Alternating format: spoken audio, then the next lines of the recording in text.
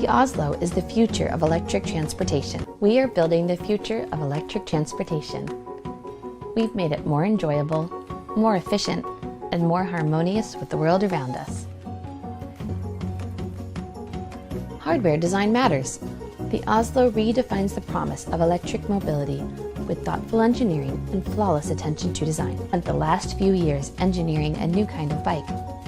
We've reimagined movement from the ground up to bring you something unlike anything you've ever seen before. We've also added a throttle, so if you don't want to pedal, you can let the Oslo do the work for you. With the Oslo, we're confident we've created the latest evolution in movement.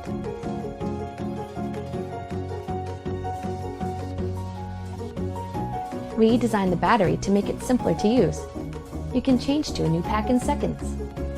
We've streamlined the lights, display. Only is the Oslo fun to ride, it shrinks your city and reduces your footprint.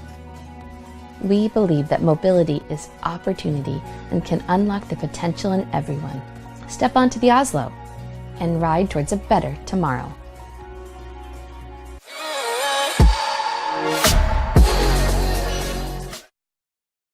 A new sense. The ability to not just capture the world in two-dimensional images, but to actually understand it in 3 dimensions. The structure sensor does just that.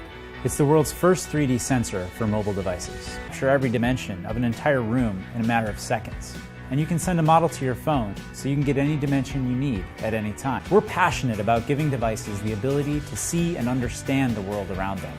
This isn't about taking pictures. It's about computer vision and interaction. We call it spatial computing. It's much bigger than just us, and it's going to change the way we interact with the world.